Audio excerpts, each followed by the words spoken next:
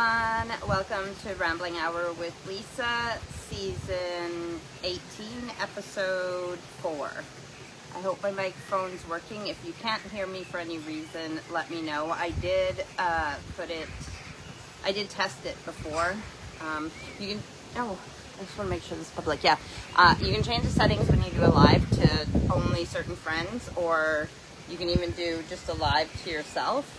And so I did like a 4-second live to myself just to make sure my microphone was working, and it seemed to be, so hopefully it's working for this too. I don't know if now that I put it on my shirt it's a little bit lower and it's not picking up, but I thought, I don't know if you can hear the waterfall in the background or not, but I am outside and I thought I'd have more of a distance between me and my camera so that you could get more flowers in. Maybe I'll pull you closer.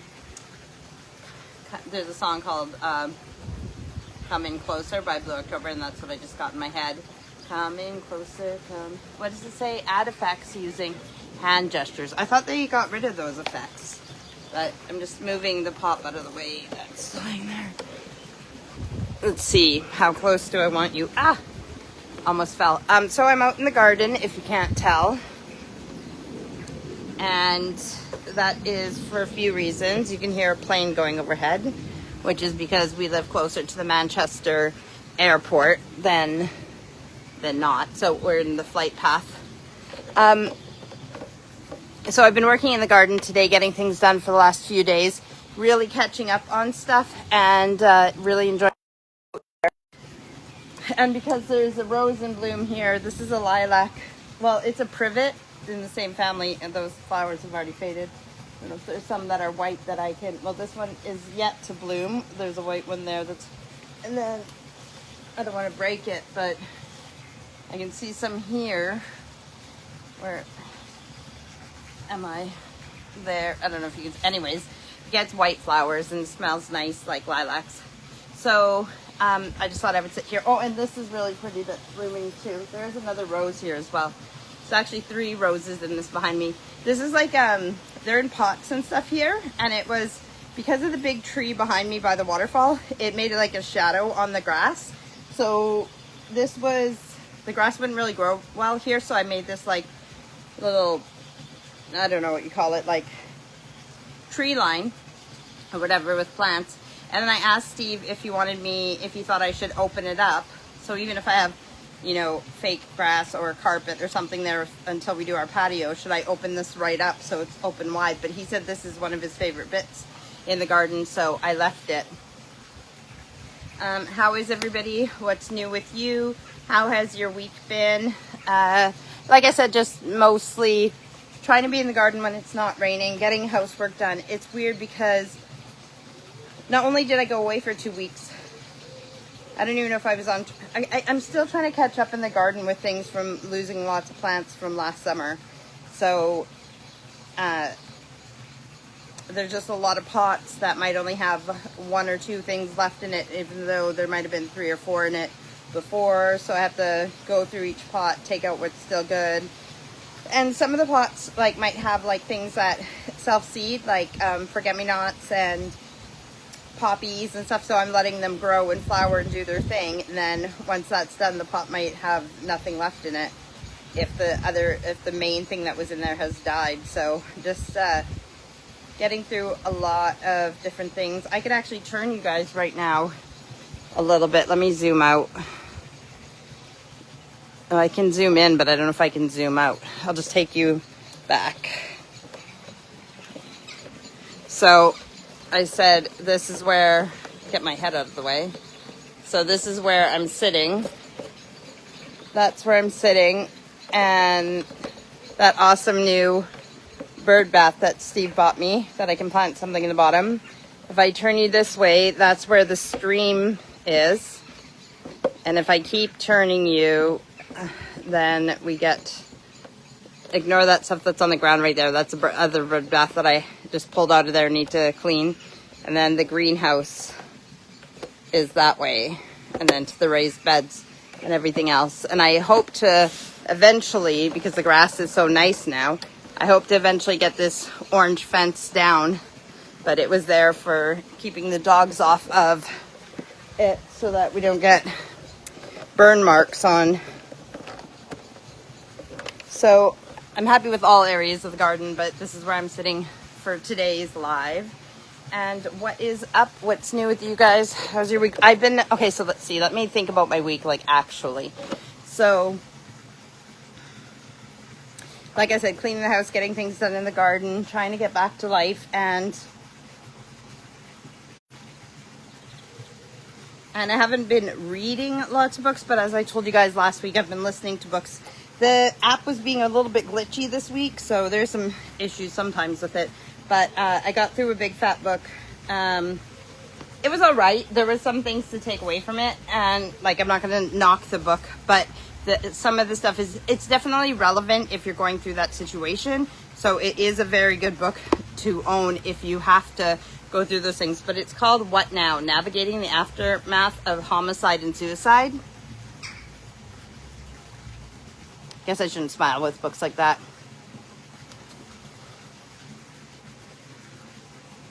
But this was in my, it's a big one too, so it took a long time to listen to. It was in my wants and stuff, and it's losing a loved one to homicide or suicide changes your life forever. Worse, it feels like no one is in your corner as your horrific to-do list lengthens. But with this empathetic and practical guide, you won't be alone. Homicide survivor and psychologist Dr. Jan Canty has been there. Forced to navigate the unfamiliar and disconnected procedures, personal and organizations that bombarded survivors following a violent death, she is now determined to help others find their way.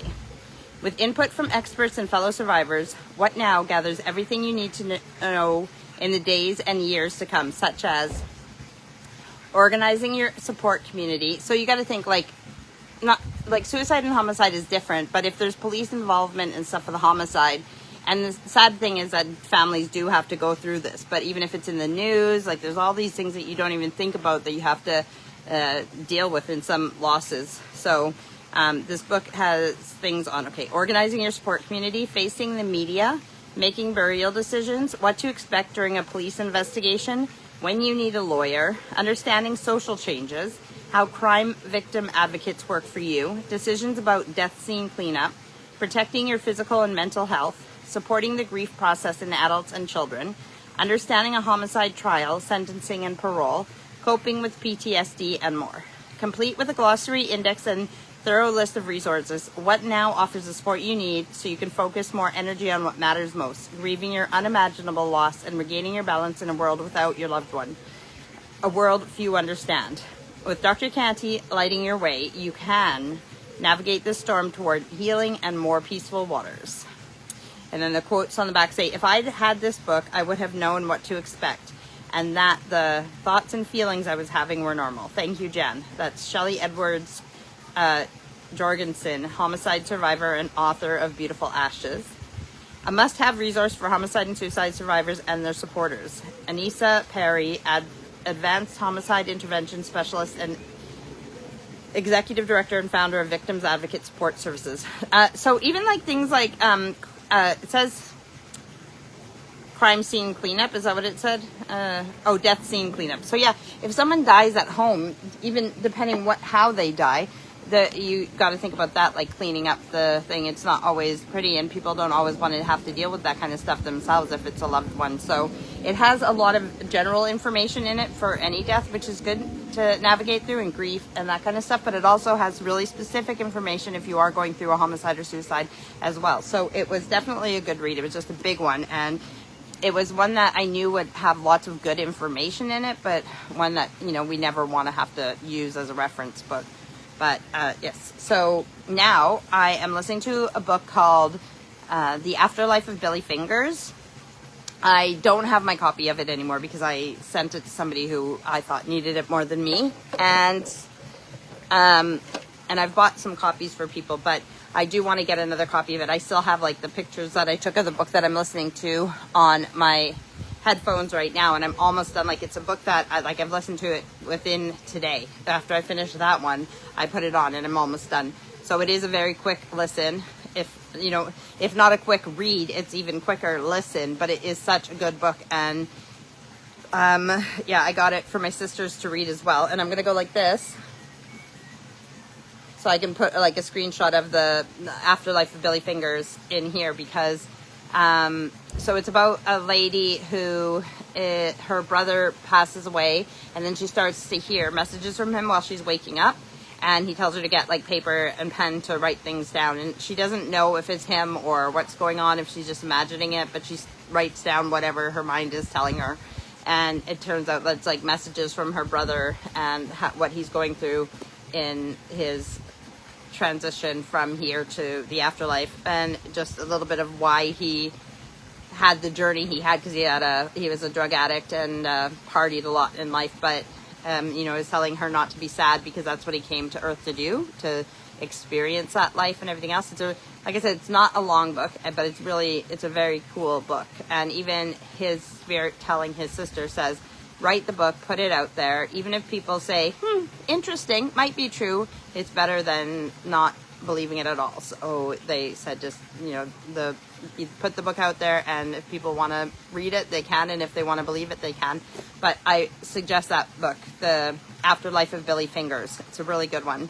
Yeah, I don't know what the synopsis is on the back, but that's what I'm listening to right now. But I'm going to be done that today, because like I said, it's a pretty quick book. So then next, besides ones I've already told you guys about last week, I showed you one of these last week, the Ask Baba Yaga. One of them is Otherworldly Advice for Everyday Troubles. That's the one I told you guys about last week. And the other one is Poetic Remedies for Troubled Times from Ask Baba Yaga. So they're just little ones.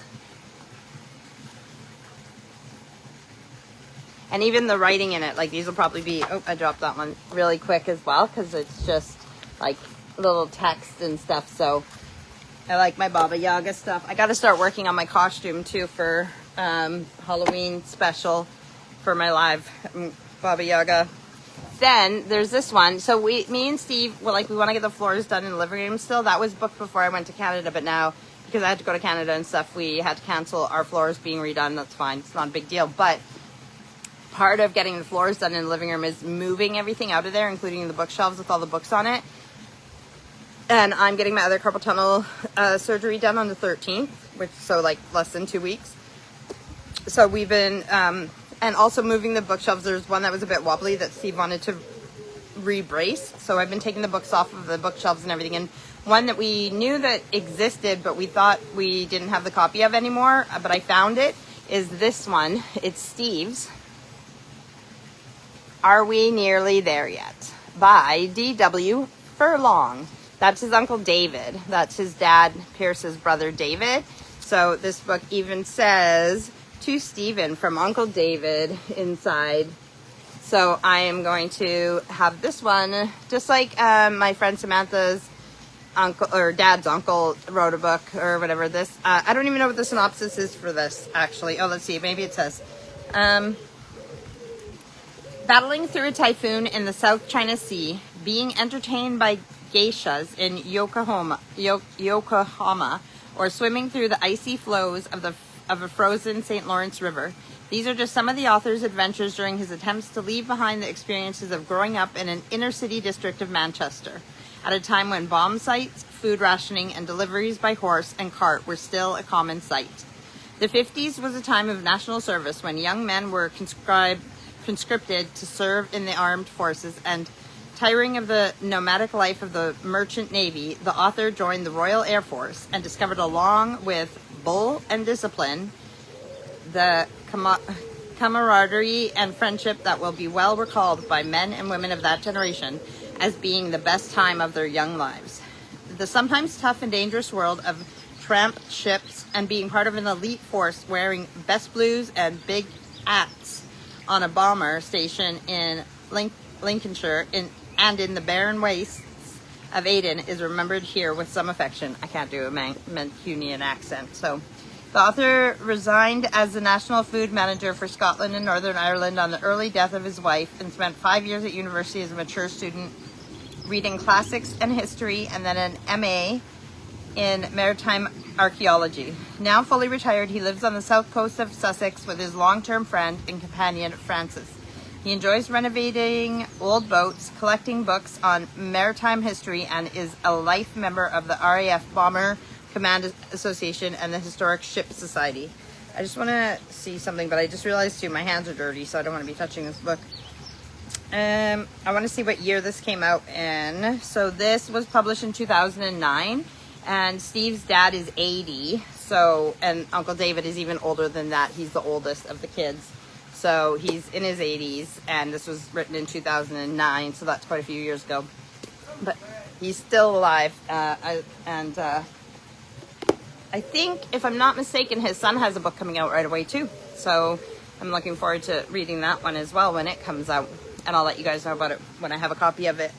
So those are the next ones on the agenda. Getting through books like nobody's business while still doing everything else like I need to do. So I brought out the cup with flowers on. But and it says, "You're bloomin' lovely." But it's a thinner glass than the other one that I usually use. But what did I do right when I was ready to come out here with my glass? I went to put that big book under my arm, the What Now book, and when I put the book under my arm, my arm went like this with the glass in it, and I hit the door frame of the kitchen, so I cracked my other glass that I usually use. But what can you do? So,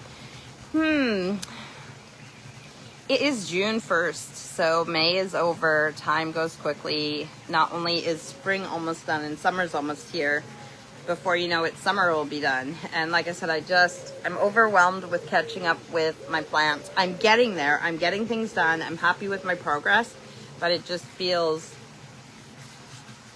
a lot. And then in the scheme of things, with, as you guys know, my brother passing away a month ago, it's hard to, while you're going through grief like this, it's hard to know what is really important and what's not. Like, doing the things that make you happy is important, obviously, but at the same time, it feels like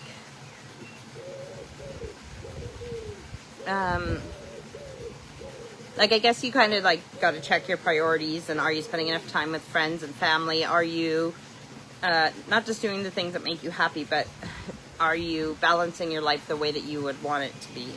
And yeah, you re-inventory your life. This is a really tough death for me. No, not just me.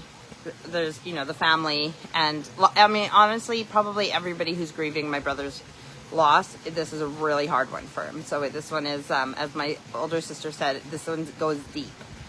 But I also realized, for me personally, one of the pros, I mean, there's no pros in someone dying. It hurts and it's not cool. But if you try to look at the positives that can come out of such a situation, I guess one of the positives for me personally is that I'm not going to be able to help people through their grief and through their loss if I don't know what that feels like. Now, I've lost a lot of people in life because we have a big family and community and stuff like that, but I've never known a loss that hurts this much. And like I said, I'm not going to be able to help people in their grief if I don't understand this type of hurt. Also, a lot of people that I might be helping through grief, whether it's friends or a family or just people who get put into my life, they might not have the same relationship that I have with the afterlife or with death. So that I'm not going to compare anybody's loss or hurt, but I'm saying that part of the reason that I can cope with death is because of the beliefs that I personally have in the afterlife and such.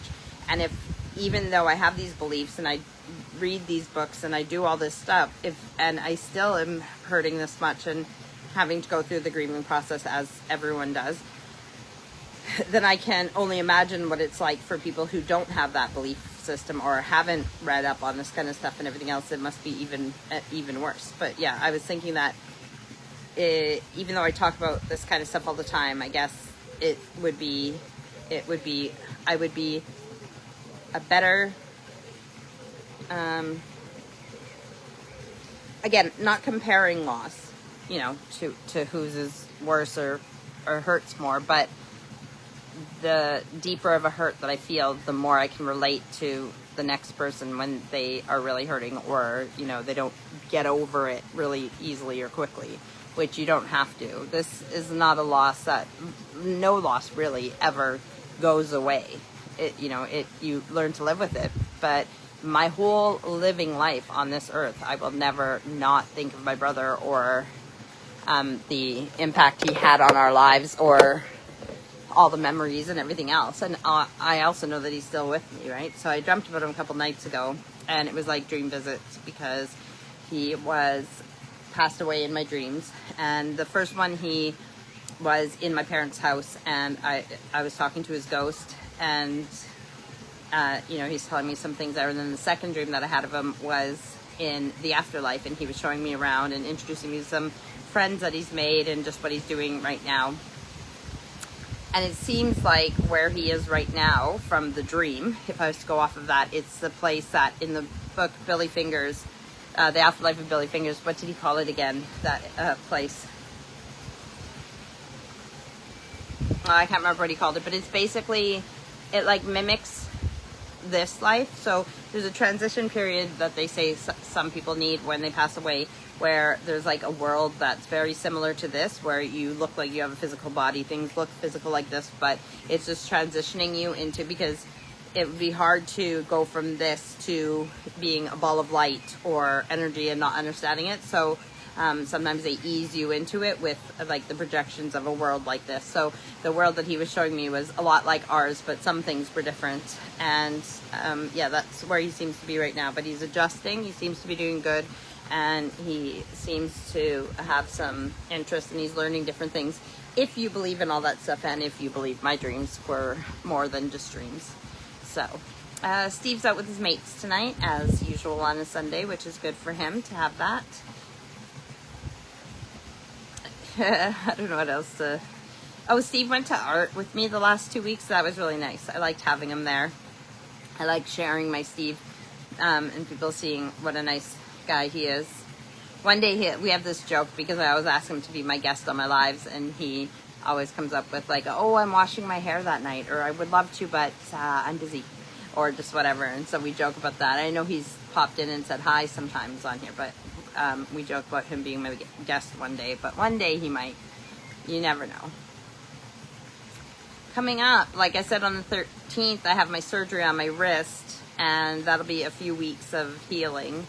I remember when I got this one done, I have no problem with hospitals or surgeries or anything else, and I know I was like frozen and everything, but the scraping and cutting, I didn't like the sensation. It wasn't pain or feeling, but there was a sensation and a noise that I did not like. And then after that, I was like, okay, this is all right. Like I'm just healing, and I had to like keep it up and everything else. But then the pain started, like once the painkillers wore off, I was like, oh God, this hurts. And I remember the first few days that the pain was like, no, I don't like it anymore. I don't want to do this. I don't want to do it. But then it eased off, and within a few weeks, it feels a lot better. So I'm not looking forward to this one in the things that I didn't like, the noise, the sound, and then when the painkillers wear off. But I know it'll be worth it if everything goes the way it's supposed to, because this one is a lot better, and I can write again, which makes me so happy. I'm so glad that I got the right one done first, because if anything was to go wrong with the surgery, this is the one that I was scared mostly for. So I did that one first. But so wish me luck for that. But I guess if it's on the 13th, I'll see you guys before then. I'll see you guys next Sunday. Maybe I'll plan for a guest next Sunday. What is new in June? So my niece Haley, my brother's daughter, she has her birthday tomorrow. She's going to be 24. So happy birthday to Haley. And I have a dentist appointment. I got a thing in the mail that says I need to go for an eye appointment. I got a text saying I'm due for blood tests again, and I've been taking blood pressure medication, so I need to go and do a review now that I've been on it for a few weeks. But other than that, I don't know. I need to dye my hair again as well. Looking forward to summertime with my sister and her husband and kids going to Ireland and bringing my mom. So seeing them, and then bring my mom home here, and then my friends Kimber and David are going to be coming out here as well in August to visit, so that's exciting. And then going in September to bring my mom back to Canada, I will be in Edmonton again. So there is things coming up that are exciting. Aurora, our 19-year-old, she's going to be finished college soon, and she will, of the devil, she's trying to call me right now. She will be done her course for plastering. It's a trade, so that's exciting for her. And Erica will be done her first year of drama at college. And anything else coming up? I know Steve wanted to go on a trip somewhere again, so we'll look into that. I am absolutely up for traveling, but I'm just worried about my garden in this season, like depending on the weather, and like I'm just like really trying to catch up on things and make things like manageable again. And so to leave it in the middle of not feeling like it's in a place where it's easily managed. Yes, I did go to Canada for 2 weeks, and yes, Steve did very well to keep most of my plants alive, but there is things that suffered even from that, things he didn't see or know, because it's a lot of work, and I get that. So I am trying to make it less of a high maintenance garden, but I love it, but I can only put so much time into it, right? Especially if I want to do other things, like, yeah, or if Steve wants to travel, or if, you know, spending time with family. If it's up to me, I would spend every day and night out here, but again, we have to balance our life. We can't, I guess it's like anything. If it's an addiction, and when it starts interfering with your, you know, family life or your life in general, then you need to reprioritize. So in that, I can't have as high maintenance of a garden if I can't devote every day to it, which isn't fair to anybody. So it's not fair to me either if I want to go and do something and I don't have time to, because I need to be doing things in the garden. I'm very excited for the plunge pool. The weather has been nice enough the last couple days with the temperature, but like overnight tonight, I think it's still like 10. It's going to be 10 overnight. So obviously the water never warms up necessarily, but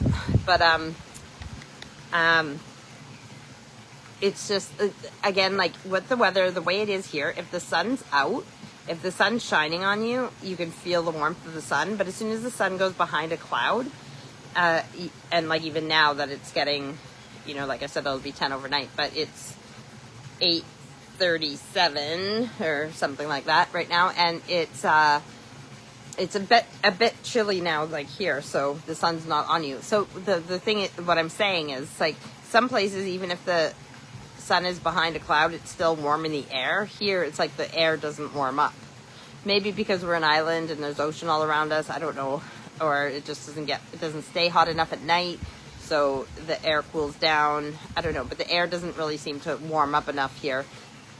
So yeah, like I said, when the sun's not directly on you, sometimes it's still chilly. I'm hoping for a heat wave. I'll have to check I haven't looked at the weather forecast, because it just is what it is, and we need the rain as well. So speaking of which, let me say love and prayers to everybody.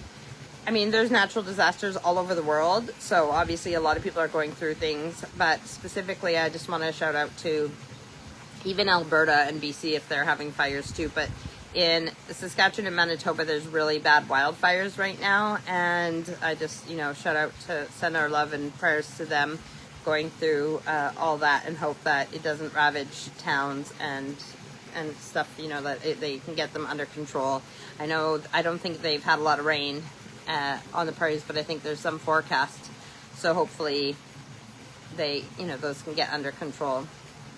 Unfortunately, it doesn't matter where you live. There's different types of natural disasters, and they can happen anywhere. So you think you can move to somewhere to be away from a certain type of natural disaster, but you won't, like, don't be surprised when there's another type there. Here, I mean, we're inland, so, you know, if there was like a tsunami, I don't think it would affect us inland this far. I don't know, but we do get hurricane winds here and stuff, and even you know, there can be tornadoes here, not very likely or very big ones, but you just never know what the natural disaster will be in your area necessarily.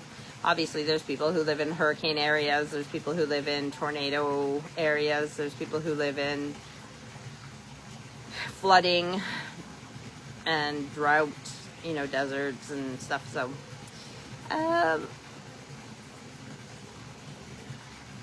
I do have a lot to do in the house too, so I'm trying to take it a day at a time. The office needs to be tidied. Steve's been making meals. So because I was gone for 2 weeks, him and the kids have gotten into a routine of doing stuff, which is really awesome for me. And he's continued that routine since I've been back. So he's made stews, and he made chili today. I love chili, and yeah, it's really nice that way, especially when I'm a garden addict in the nicer months like this and want to be outside from sun up till sundown. Oh, after I got back from Canada, oh yeah, you guys knew that I was sick for a bit, but I'm better now, so that's good. And just trying to enjoy life as much as I can. And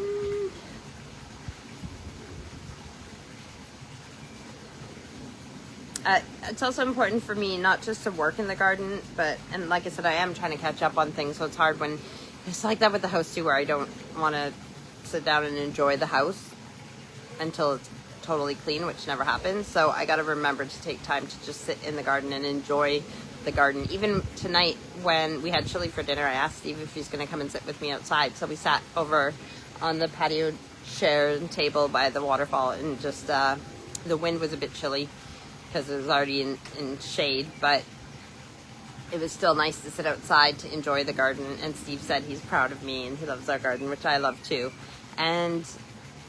But it's like I said, it's important for me to like sit and appreciate everything that I've done and how the garden is, not just keep working. Because what's the point in having such a beautiful garden if I don't sit and enjoy it once in a while, right?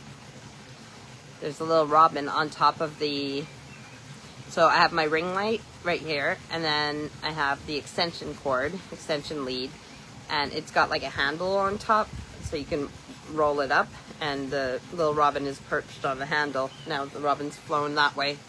They follow me around, see if I'm working, so that they can get bugs and worms and stuff. However, you know what they say, when robins appear, loved ones are near. So I guess loved ones are around me a lot because the robins are around me a lot. And you see robins in lots of people's gardens. Tonight, I mean, it's pretty light out still. I know my camera, like the phones and the cameras pick up light really well, these, still now. So, but, oh yeah, I can't zoom out. I was going to show you guys the sky, but it's, the sky is nice. It's blue still, and there's wind, as you can hear, but it's still pretty light. So once I'm done my live, I'm just going to do a bit more tinkering in the garden, just look around at some flowers and stuff that's blooming. Coming up this week, like I said, dentist appointment. Got to get things ready in the house. So with my wrist surgery, whatever, like I either have to move everything out of the living room and dining room soon before my surgery so that the floors are ready to go, but we don't have it booked in yet, or I have to boss people around and not be able to help as much if I only have one hand. But I like doing things myself. So yeah, so we'll play by ear. If I have time this week or whatever, I will try and move some of the stuff so that we're more ready for the floors. So yeah, things to do. Like I said, indoor, outdoor, always things to do. And I want to redo the stream out here. These are like projects that I might not get to, but I want to redo the stream. But I also need to go through the compost bins and sift out the good stuff and refill the bad stuff, because right now I'm just making a big pile of compost instead of putting it in the bin. So there's lots of projects that need to be done.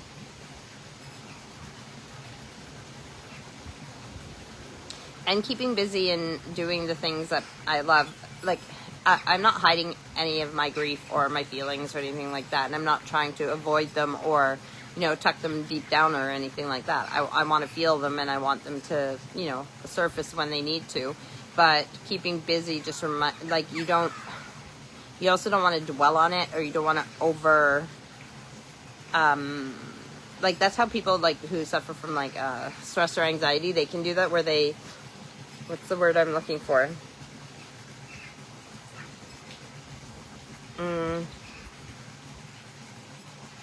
like too much focus on one thing, right? Where you focus on it so much that's my brain's not working. But yeah, I don't want to like think about it and stuff and just have it as a constant thought, because that's not good either. You don't want to live in it. You know, feel it when it comes, but also move through that. And then, you know, just like with my depression, like there's down days and there's up days. So, you know, just as it says in the book, don't sweat the small stuff, and it's all small stuff. And maybe it wasn't his quote, maybe it came from somewhere before that, but that's where I know the quote from. It's be graceful in your low days and grateful in your high days, or something like that. No, I don't even remember the quote. Yeah, graceful and grateful, that's all I know.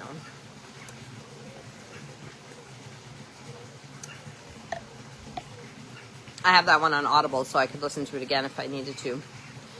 I definitely suggest that's, I mean, I'm a lot older now than when I first read that book. I can't remember if I was 18 or in my early 20s when I read Don't Sweat Small Stuff, and it's all small stuff, but that is one of the books that changed my life. So I definitely recommend that book. You can tell me what books you guys have been listening to. It's interesting with music too, like lots of times I'll listen to a song or like and be like, oh, this is such a good song, and you want to share it with everyone, but everybody has their different taste in music. So somebody else might be like, yeah, this is who I'm listening to right now, and this is such a great song, and they send it to you, and you listen to it, and you're like, yeah, it's all right, but it's not my kind of music. So why would other people love the kind of music that I listen to necessarily, right? They might not get the same feeling from a song as I do. But that, because my Speechify, so what I do with Don't Sweat the Small Stuff is if something's not working, so say you're like trying to get something on the TV and you're using an app or something and it's just not working, then maybe you're not supposed to be doing that right now. So I try to live it like that. Like if it's not working, then I need to move on and do something else. So because my Speechify app wasn't working as well this week as it had in the past, I just, when it was glitching or closing, I thought, okay, well, maybe I'm not supposed to listen to a book right now. Maybe I'm supposed to be doing something else. So I listened to music a few of the nights while I worked in the garden, or days, nights, while I worked in the garden. And sometimes you just need that too. You just need music. So that, you know, the other day when I was cleaning in the house, I had just connected, because my headphones were like, I was getting too hot in the house, and my headphones on my head, like the big muff ones, were like getting my head all sweaty and stuff. So I'm like, oh, I'll just connect my phone to the stereo that we have in the living room. So I did, and I didn't even listen to one song that was on Friday. I didn't even listen to one song, and Steve got home from work, because I get home early on Fridays, and he's like, you can still listen to it, but I was almost done the living room anyways, so I was like, no, it's fine. But yeah, so I have the stereo in there, I can listen to music. But yeah, music is definitely important too, so it's not all about, and I haven't listened to as many podcasts since I got back either, because like I said, you just, with something like this, when something dramatic happens in your life, you kind of just, it gives you time to reevaluate what your priorities are and what order they should be in. So journaling is definitely a high priority, especially if I want to get my feelings out and stuff like that. And I'm glad that I have a beautiful garden to journal in. So I need to get back into the routine of, like, also, okay, let me tell you about working out. And so I need to get back into the routine of journaling every day, like every morning or whatever, before I start my day, because it just puts me on a good path.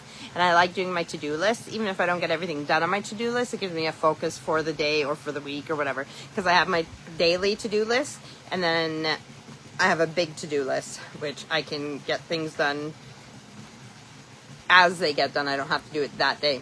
And even if I don't get the things on my today's to-do list done, they can just be transferred. I don't have to feel bad about it. But as you guys know, maybe I told you this, maybe I didn't, I don't know, but you guys know that when I work out, I like doing Jillian Michaels' 30-day shred, and I like doing Rodney Yee's AM yoga. And the new TV that we have in the living room, I can't hook up a DVD player to, or I can't hook up the DVD player that we have to it anyways. So, but Steve found on Amazon Prime, I don't know if you need to have Prime. Well, I guess it's like on Amazon Prime TV or whatever. So anyways, I was able to buy for like one was like $5.99 and one was like $4.99 or $3.99, and I was able to buy copies of them. And now I can watch them on, not just on the TV in the living room, but on my phone. If I sign into Amazon Prime, I can watch them anywhere and do my workouts. So that's awesome. And I'm going to start doing my workouts again. But yeah, I miss that routine of writing in my journal, doing my workout, and then anything else I do that day is bonus, because I've already been like, not successful, but productive. Yeah, like I've already had a productive day if I've got, you know, my journaling done and my workout done. Like everything else just seems to come easy after you've done your workout, because you feel accomplished. Yeah, you feel accomplished, and you feel like, yeah, I can make dinner now, or I can go in the garden now, or I can do some cleaning now, or whatever, because I've already done the important things. I know working out and writing in a journal might not seem like the most important things, but your health is, you know, taking care of your meat suit is very important. So, and working out, not everybody likes working out, and even if you do, like, some people like working out in different ways, right? So some people like jogging or walking, some people like martial arts, or, you know, like, I don't know what other sports and different things, but I like doing the like aerobic type stuff and weights and stuff like that. So I do like working out, and I love yoga. So not only do I like doing those things, even though, yes, there's lots of days that I'm going to have to pump myself up to do it, because like, it's like gardening too, right? I love gardening, but some of it is hard work, like digging out the pond.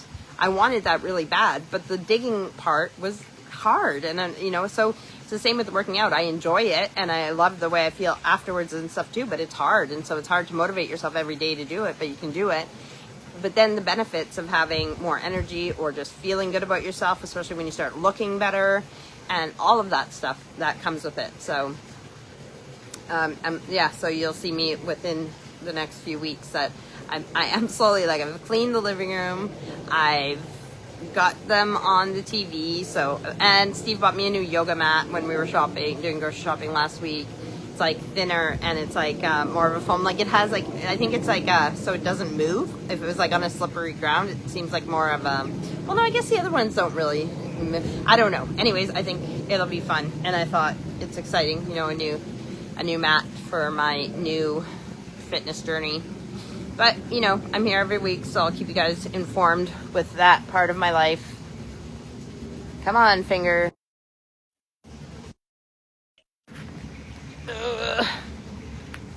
Okay, we're at like 43 minutes. So something else, like, since my brother died, because I believe in an afterlife, and I believe that, like, there's part of us that goes on, not our body, our meat suit, but the rest of, you know, like our spirit goes on. I know that one of the things that, why we come here to Earth, is to live a physical existence instead of a energy existence.